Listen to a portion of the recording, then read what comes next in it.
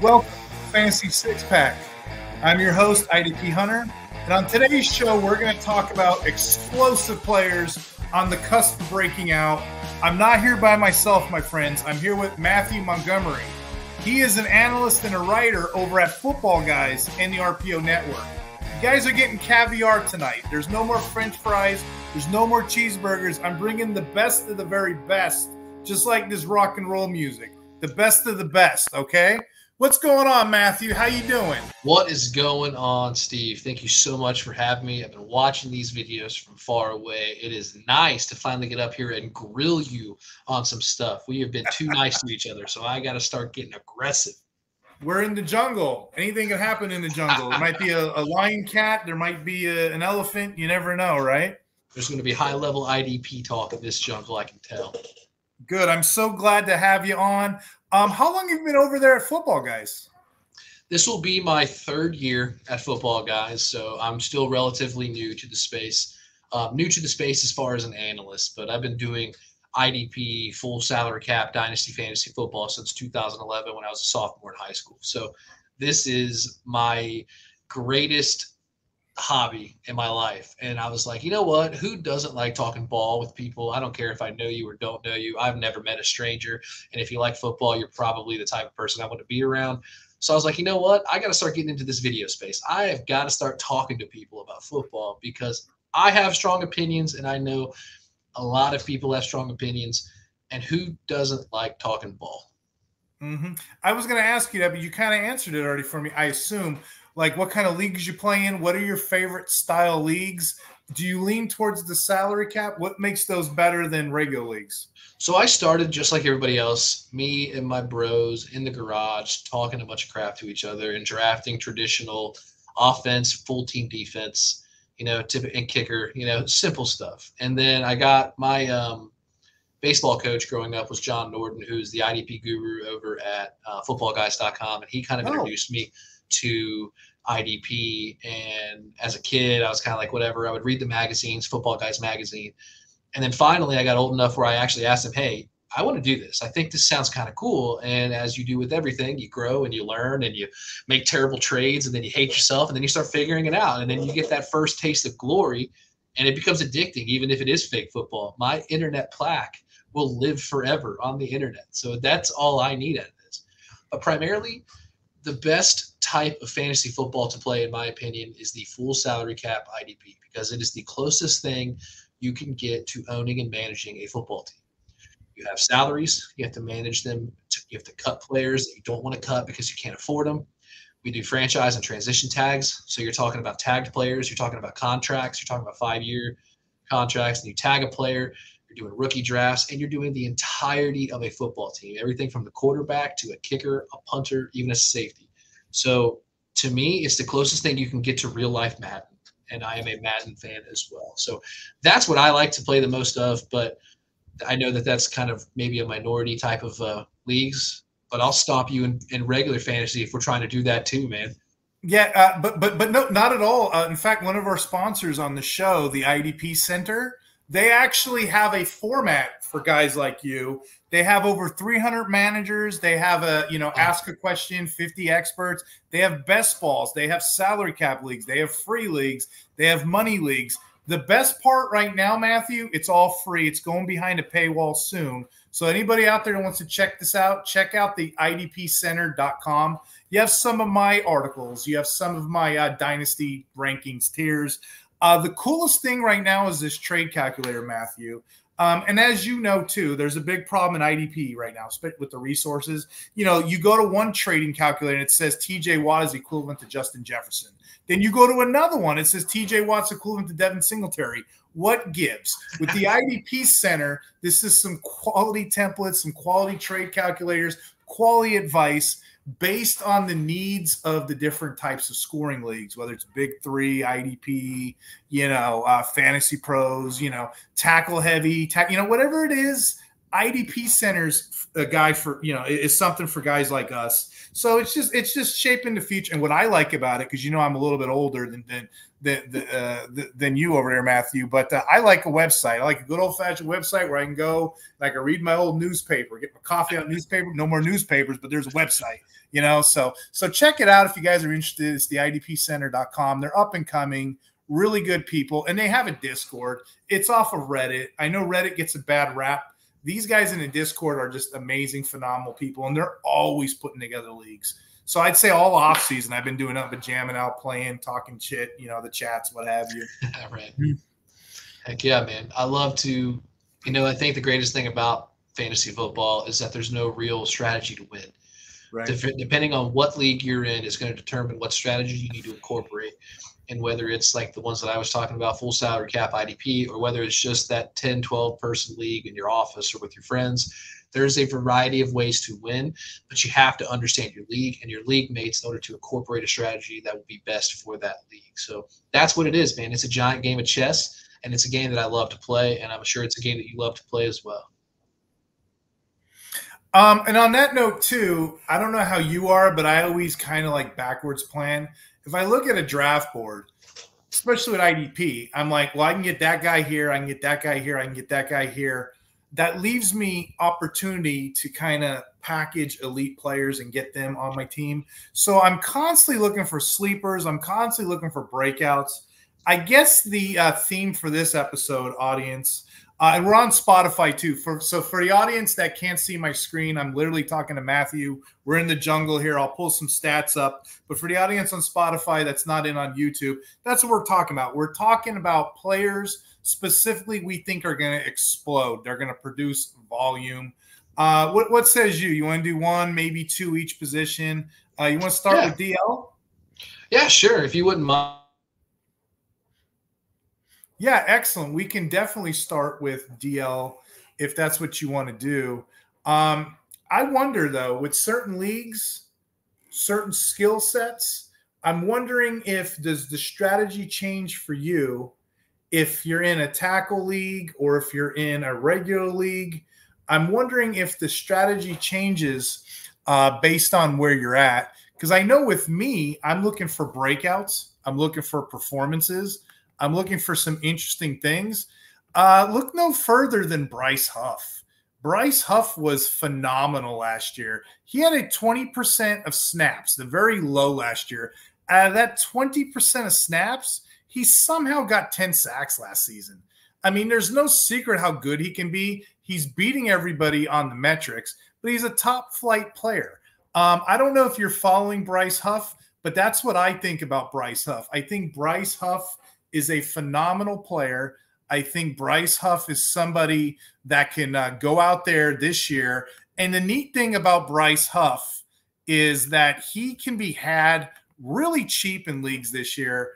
I'm going to say the whole thing can be you can get him really cheap this year. Probably what top 60, bottom 60 right now. But if he explodes the way he did, now I'm not saying he's going to be an all-star player. I'm not saying that, but I'm saying the snaps should be here this year, and then we should be able to see more of what he is capable of doing. So Bryce Huff is my guy. That's somebody I'm interested in getting. That's somebody I'm interested in seeing this year. Bryce Huff is my guy there. I guess if I was to pick not one but two for that category, I'd probably go with Malcolm Koonce. Malcolm Koonce, you pull his stats from last year. A lot of people don't realize that he wasn't playing beginning of the year. And it took a Josh McDaniels firing to get that guy some playing time. Once Josh McDaniels got fired and this guy actually got to play, he actually had a really good run last year. He produced 38 pressures. Out of those 38 pressures, he got 8 sacks. PFF likes this guy too. PFF has him highly regarded with an 83.4 pressure rate.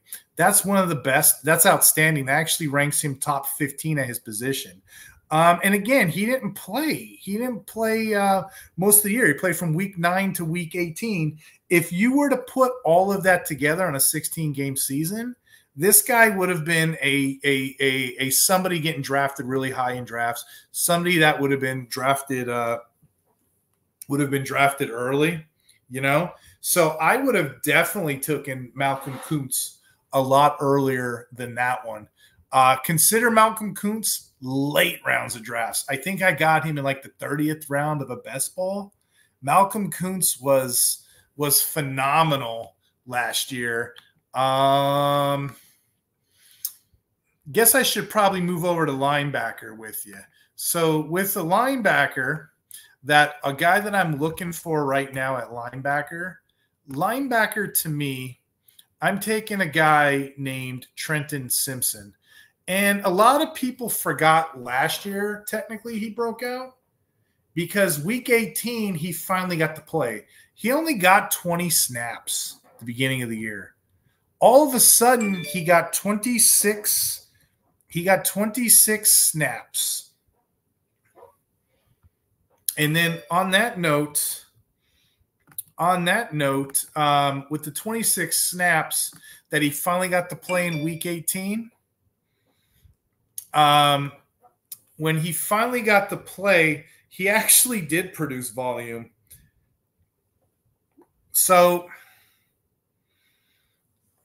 when he got in, he ended up getting 7 tackles against the Steelers. He got 6 solos. He got 1 assist, a sack, tackle for loss.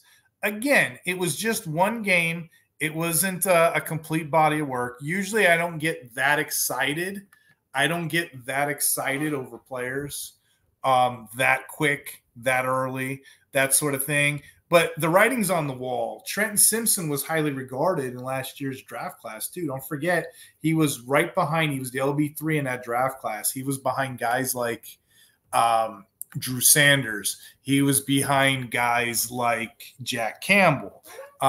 Maybe Henley, depending on who you look at it. So he was like your LB3. He was your LB4 in drafts. Yeah, given, depending on who you talk to. But Trenton Simpson was coming out of college, 6'2" guy, 238 pounds, 4.43 speed at the combine. He was somebody that we're all looking at college. The problem was the landing spot. Well, let's put it together. He's produced already. He has the great landing spot. Okay. So now Patrick Queen's out of the way. There's no more Patrick Queen around. Cool. So now he's going to get that LB2 opportunity. And if that's not good enough to consider Patrick Queen, consider this. They got a new defensive coordinator with the Ravens. They produced like 60-plus sacks last year. They were amazing, but they didn't blitz a whole lot. They did it on their front four. This year's coach, Bobby Orr, he's a former linebackers coach. What he loves to do, he loves to blitz the linebackers. So expect Trenton Simpson in the mix. Expect guys like Roquan Smith in the mix.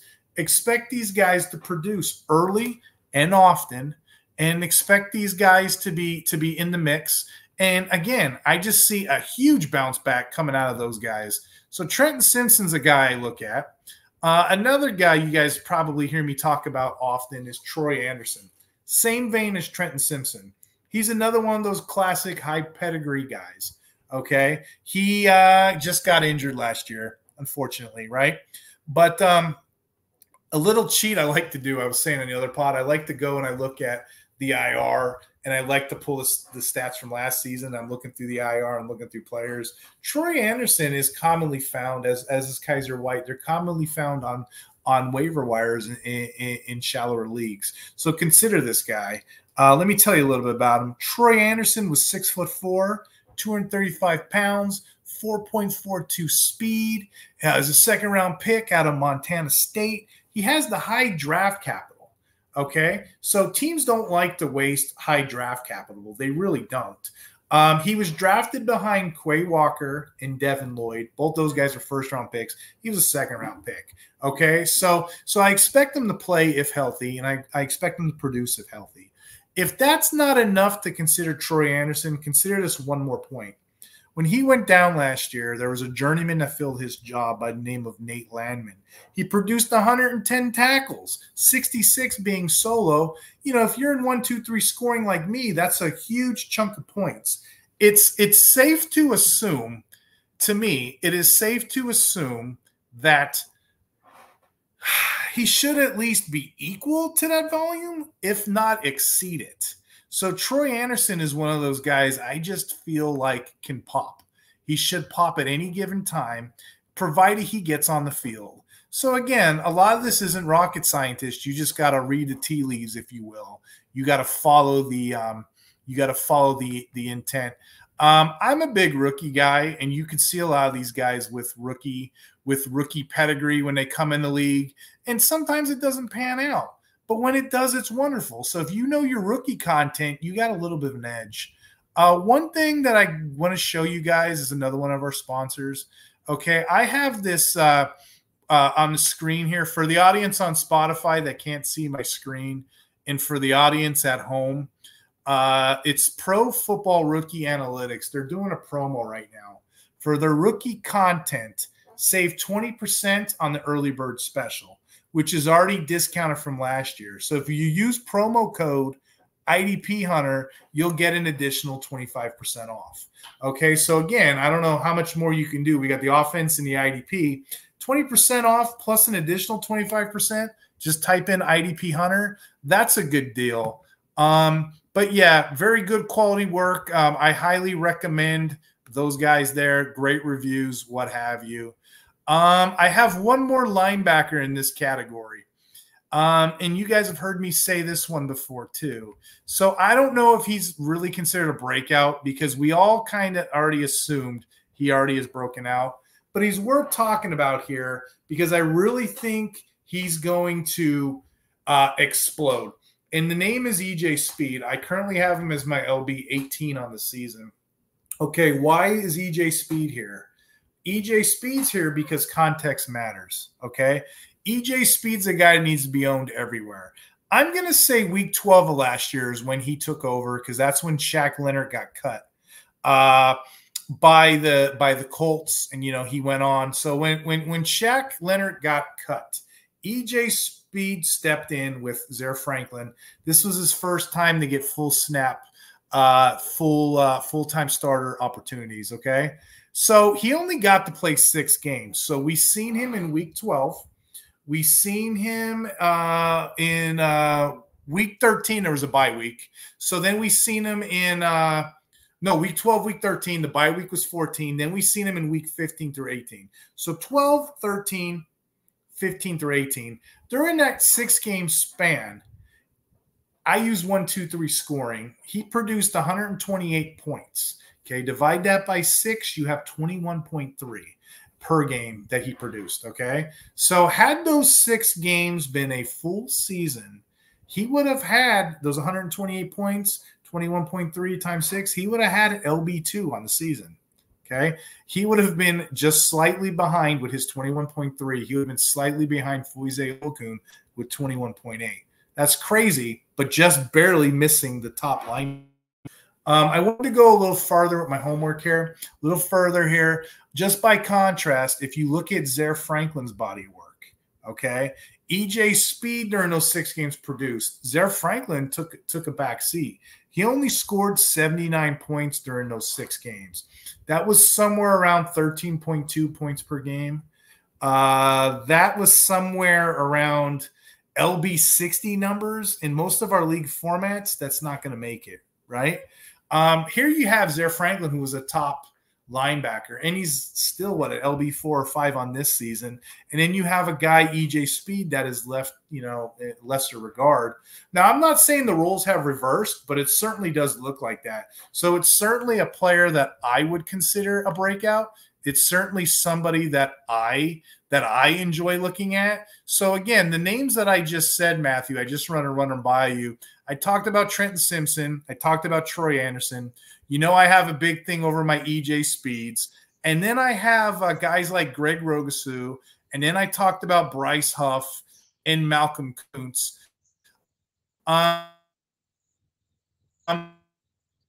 Those are my big guys right there. Before I reveal I was wondering, do you have any other guys in the same vein, or do you have any other guys that you were thinking about? I am thinking a lot about Rashan Gary exploding onto the scene this season. Nice. You know, he was hurt in 2022, but he had 32 tackles and 6 sacks in just 9 games played. Now we're talking about a 17-game season. So honestly, if you just kind of look just for simple math, double that. 64 tackles and 12 sacks had he stayed on the field at that pace. That's pretty good. That's a pretty solid edge rusher for your team. I currently have him rated at defensive end 20, but I 100% believe he could crack the top 10 if given the opportunity. He was the 12th overall pick for the Packers a few years back. So the pedigree that we all love to talk about, that every internet scout likes to see, it's there. There's a reason why he was drafted that high, and I think it's because that he's a high-level athlete, and high-level athletes do perform well in the NFL. We haven't seen him stay on the field consistently. We did see it a little bit last season, but it just never really felt like he caught into that groove. But he's had multiple games where he had 3+ sacks. And the boom potential that you have there, for me, is one of the best potential league and week winning players that you have out there. 3 sacks is not easy to do. And, Right. And if you have 3 sacks, that's a week winning performance if you can just get normal numbers out of your other players. So Rashan Gary's probably my favorite defensive lineman that's going to break out this season. Interesting what you just said. Tackles, depending on what kind of scoring, what kind of analyst that you talk to, tackle is the end of every play, like whoop-de-doo. But then there's guys like us who are like, oh, tackle, right? Anybody could Nate Lamb in a season stumble and get a tackle, right? But can somebody get a sack? That takes skill. Can somebody get 2 sacks? Can somebody get 3 sacks? To your point, Matthew, excellent. Talent usually overshines and will rise to the top like cream soda, right? Oh, yeah, the Macho Man said it best. The cream always rises to the top. And another player that I believe could rise to the top that's going to be in that same vein is Boye Mafe. We're talking about sacks and high-level performances. Well, Boye Mafe had 7 straight games with a sack last season. And just like you said, anybody can accidentally fall on the quarterback when he tripped over his lineman and get the sack. But he did 7 straight games with a sack. So I'm going to go ahead and lean with he probably has a knack for getting to the quarterback. And because of this, he can help your team win. The problem here with him is nobody believes it's going to happen again, and I don't understand why. He was drafted at a pretty decent pick, and he had 52 tackles, which is a really solid floor for a guy that you don't believe in, right? Now, talking out of both sides of my mouth here, I've got him ranked as my defensive end 44, and that sounds probably insulting to the man, but I'm telling you, I'm kind of keeping up with consensus a little bit here with him. And because of that, I believe he's the perfect candidate for a breakout because he's essentially going to be as cheap as he'll ever be. Because if he pops this year in Dynasty, I don't believe you'll ever be able to get him again at a price like this. So now is the buy window. And if you're a manager who happens to still have him on your team, maybe stashed away, he might be a good sell right now just because I think you can kind of negotiate that price a little bit. But regardless, I'm a buyer of Boye Mafe, and it's because players don't have 7 sack streaks. That doesn't happen. So give me a guy on my team that can do that because I want to see the weeks where he pops off. You know, 3 talking points to add to Mafe.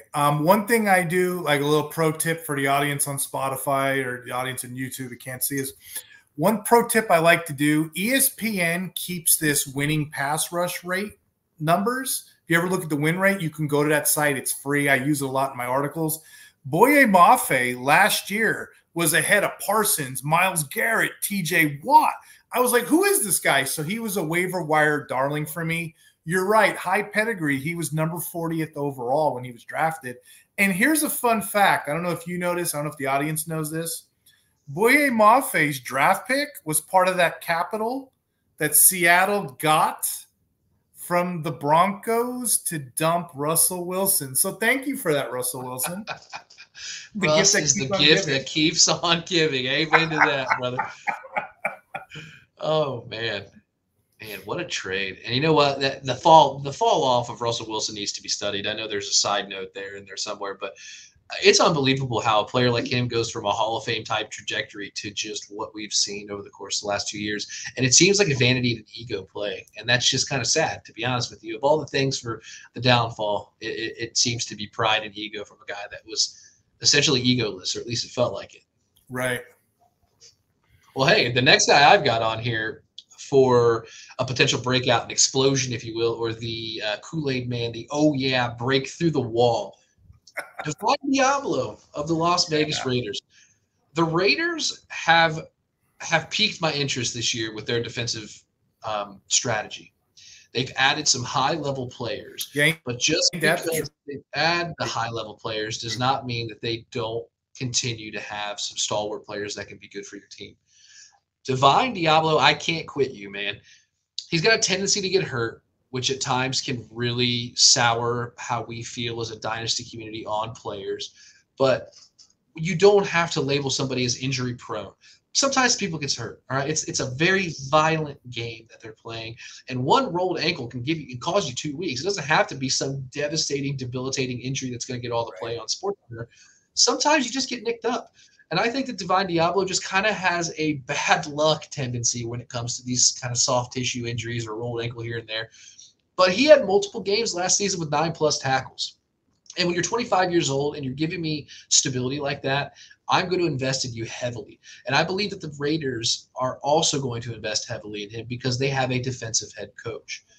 Sean McVay and Kyle Shanahan are two coaches that we always talk about. They're going to make your fantasy players better because their offensive schemes are genius. I like to apply that same logic to defensive head coaches, specifically Antonio Pierce with the Las Vegas Raiders. And yes, they were bad last year. It is not hard to do that scouting, okay? They were a bad team. They also had a head coach that I don't believe has proven anything other than being a high-caliber coordinator who was running their team for a while. And finally, they were just like, we're done with you, Daniels. They didn't have very stable quarterback play, and I think that plays a factor in the locker room. So I think that what's going to happen here is Antonio Pierce is going to build his leadership on the defensive side of the ball, and that's what we're seeing with how they're doing it. You've mentioned Malcolm Koonce. Everybody talks about Max Crosby. They added Christian Wilkins. They've got stability and they have intensity on that defense. And I think that Divine Diablo is going to thrive here this season and will break through that wall just like our Kool-Aid man. Yeah. Heck yeah. And like I said, I chase tackles. When you're late in drafts, I think he's going somewhere around LB 50. I mean, dude, you could easily, gobble up a couple guys like that. You're going to have great weeks. And who's to say Spillane? I know he had the great year and we all love Spillane, but who's to say that Divine doesn't come back in and take – you don't know. We never know in IDP. We don't know until these games are played. So it's all speculative. Absolutely. And then if you wouldn't mind, my last guy that I'm probably the most – I've got two more that I'm happy with as far as who I believe would be breaking out. But as far as linebackers go, because linebacker's the sexiest position, we all know that. Werner of the New Orleans Saints, he had a case to be the dynasty linebacker one a few years ago, which is going to sound ridiculous because everybody knows Foye and Roquan Smith are probably 1A and 1B. At least to me they are. But Pete Werner was challenging because he came into this league at like 23, 22 years old and was producing at a high level. He got injured in 2021, hurt his ankle, but prior to that, he played 8 games of linebacker and IDP 1, where he was the #1 scoring defensive player back in 2021 at the time of his injury. That is an absolute absurd stat to throw out there, and it's something that I feel like we've too quickly forgot. He had so much momentum. It was one of those things where he was the hottest thing going, and then the injury bug does not discriminate, and it attacked Pete Werner. And now we collectively as a dynasty community are just saying, oh, he's damaged goods. I can't do this anymore. He is no longer pretty on my roster, so I don't believe in him. And I just think that that's just not how we should manage a player like Pete Werner. He came back last season and admittedly was disappointing. But he came back from a pretty insane injury, and he, maybe he was skittish. Maybe he was a little bit tedious with trying to get back, and maybe he wasn't comfortable. It's not like the Saints were must-watch football on any side of the ball, so I don't necessarily blame him for having a down year when the organization as a whole seems to just not really get it right now. But that doesn't mean to me that he was trying his hardest and attempting to play at a high level that he can't achieve anymore. I do believe he can achieve it. I think he's going to be more comfortable this season. And he's like 25 years old. So there's no reason to believe that he can't hit his peak.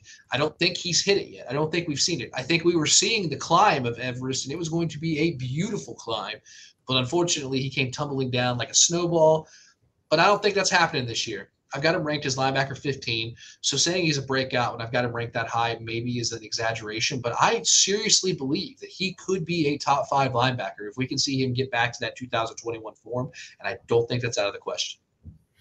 I mean, how much longer could Demario Davis go? You know what I mean? He's an old man. He's an old geezer. How much longer can these – I've been betting against Demario Davis. I haven't told you this for about 2-3 years now, and I just keep getting egg on my face.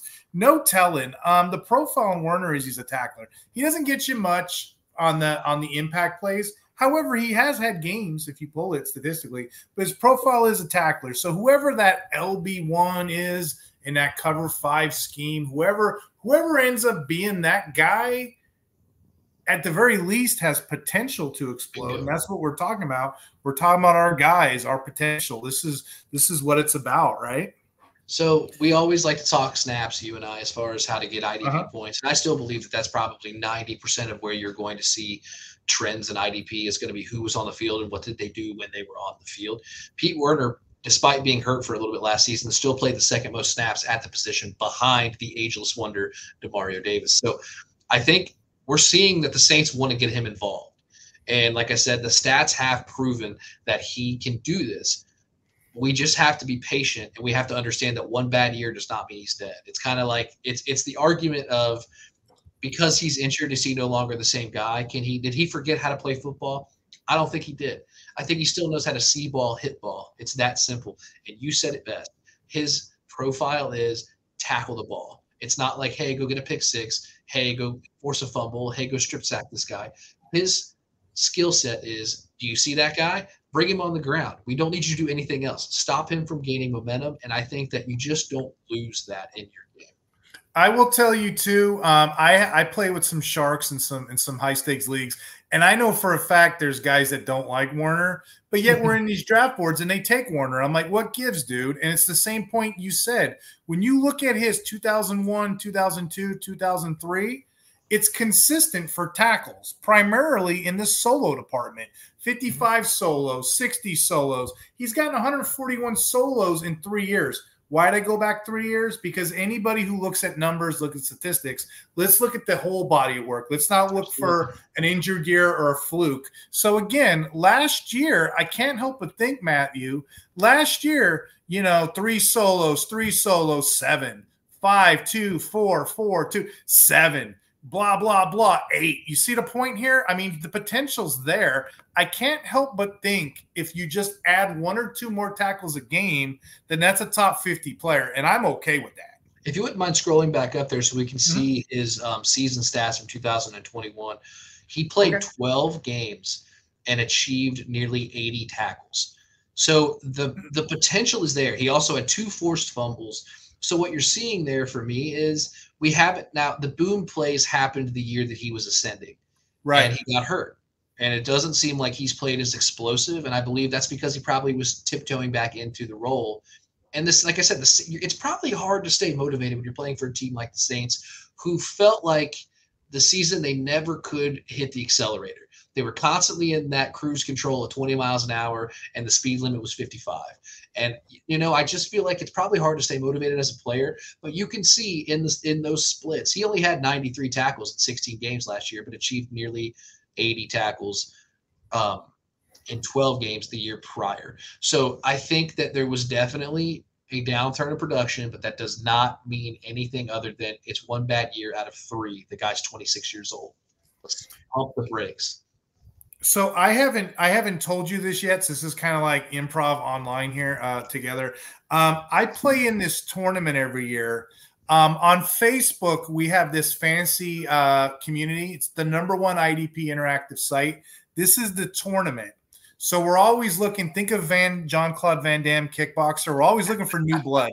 Mace is in there with me. I'm in there. My buddy Will, I'm going to be doing the podcast for his tournament, right? Ooh, we have a 16-team league. It's called King of IDP. The bread and butter is 1, 2, 3.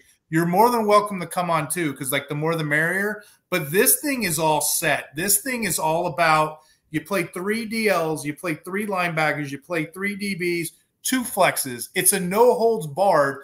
And I'm going to tell you, I'm just going to ruin it right now. You can already figure me out. Linebackers go quick. You know, you're at the grocery store. Somebody's not going to get a gallon of milk. So guys like Werner, guys like Bentley, guys like Alex Zaloni, who's probably the NFC equivalent of Alex Singleton, right? Those guys go quicker than they should, like rounds quicker. You got to be fast with the linebackers and pull them out. And then you're like, oh, man, what am I going to do for DL? It's a very fun, exciting league. You'll be seeing me do podcasts on here. More than welcome to come on. We're trying to get new blood, be interactive. I don't know if you're a Facebook guy. Me and you are mostly on Twitter.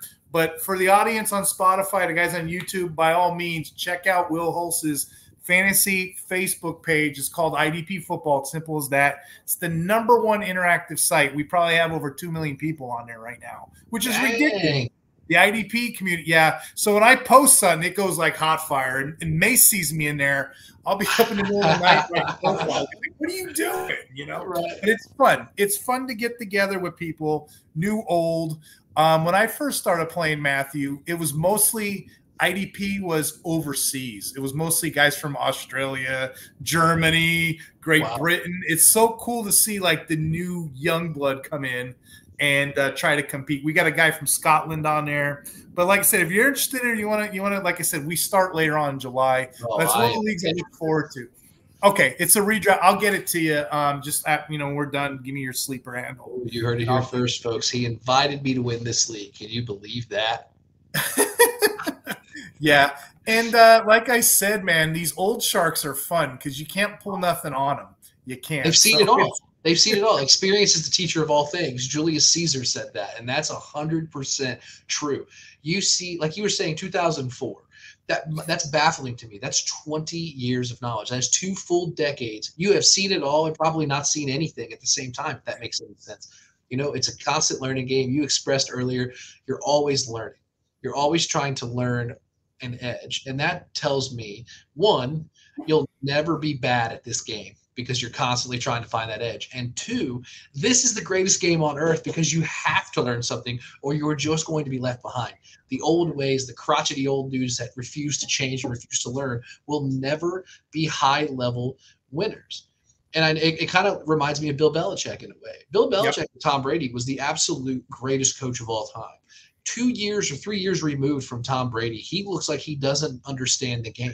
And it's unbelievable to me. And it's because he refused to change his ways. It's not because he's forgot all of this wonderful knowledge, but he refused to change a system in a changing league. And it's the same thing with Dynasty and IDP fantasy football. You have to change with what the league is changing. So I'll come off my high horse right now. I didn't mean to compare you to Bill Belichick in the angry way, or maybe I did. You may be a fantasy football genius here, but that always just gets under my skin, man. You got to change. With change too, and I actually had one more player I was going to save to the end. I was going to do kind of like a mystery. You look for those game changers. You do in leagues. And last year I found a guy, and I didn't understand what was going on until I pulled the data. Let me just tell you about this player, okay? When you think of the Vikings and you think of defensive backs, right? You're probably, and it may not be the guy you're thinking, right? But as a nickelback, this guy was used as a weapon all over the field. He was interviewed by Coach Flores, and they're like, "Hey, what position does this guy play?" And the player goes, "Whatever coach tells me." He goes, "He's a weapon. I'm gonna put him in nickel. I'm gonna put him in the box. I'm gonna put him wherever." I'm gonna just show you some numbers here. This guy here produced 255 snaps as a defensive back, as a box linebacker. Okay, wow. Per fantasy data, which I just had up. He finished second on the team in tackles as a defensive back with 116.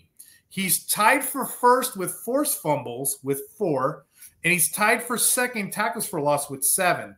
A lot of people look at this and they're like, oh, it's a crowded defensive back room in Minnesota. No, it isn't. They just don't look at this player.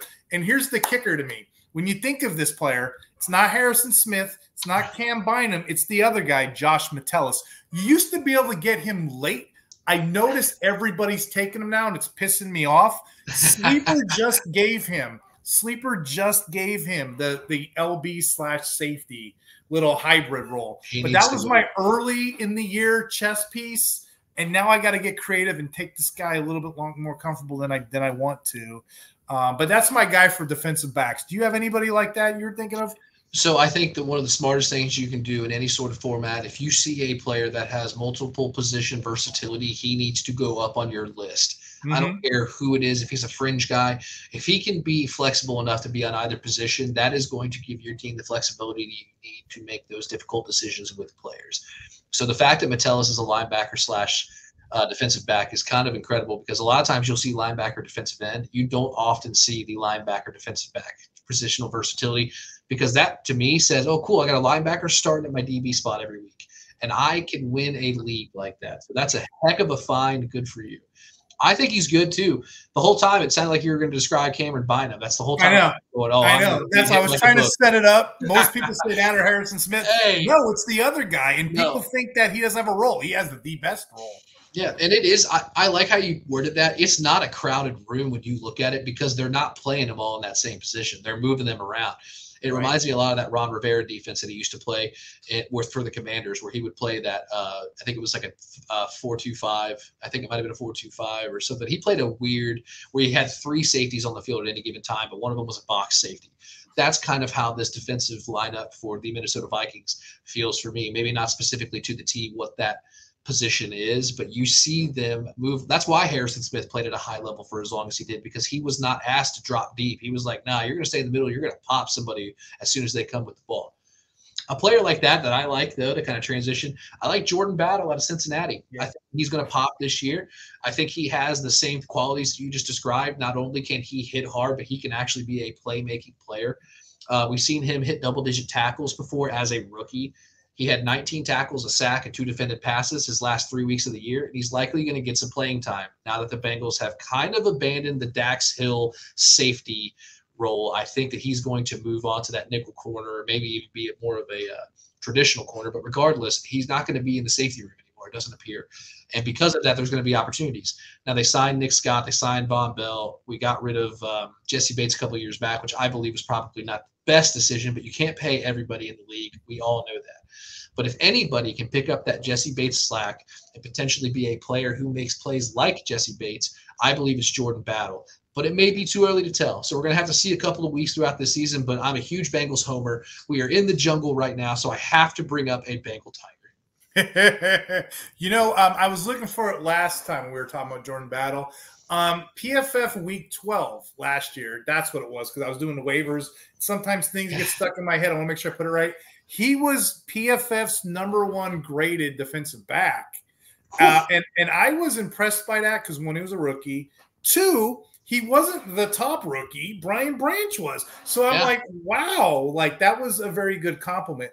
The talent's there. People are shy on him because you got Geno Stone and you got who else did they bring in? Von Bell and Daxton Hill moving. But again, teams are playing 4-2-5s now, which is always the reason you punt these guys, because again, there's 5 on the field at any given time, and it's so volatile of a position. So Jordan Battle is a great dynasty stash.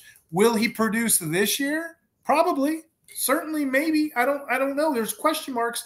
But again, who's to say with a defensive back? You can't go wrong with a Jordan Battle. I think safety, probably my favorite position on the field, including offense, and that's because they are asked to do everything at a high level. You have to be able to hit hard. You have to be as fast to keep up with a wide receiver-like speed, Tyreek Hills, the Justin Jeffersons of the league, but you have to be smart enough to play coverage too.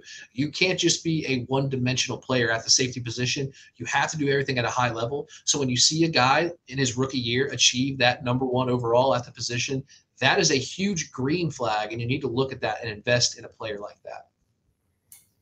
Heck yeah, man. And I think that closes us out this podcast. Thank you so much, Matthew, for coming on. Tell the audience where they could find you. Well, hey, first of all, I appreciate you bailing me out when my Wi-Fi decided to just completely crash and give me the most awful secondhand embarrassment I've ever had in my life. I was panicking behind the scenes here. But I do a lot of stuff for football, guys. That's my primary means to doing stuff in this industry. I am an IDP writer, a dynasty writer. I'm going to start doing a little bit of video stuff. I do most of my video content on RPO football. But back to football, guys, I am the forward projection guy for the Draft Dominator app.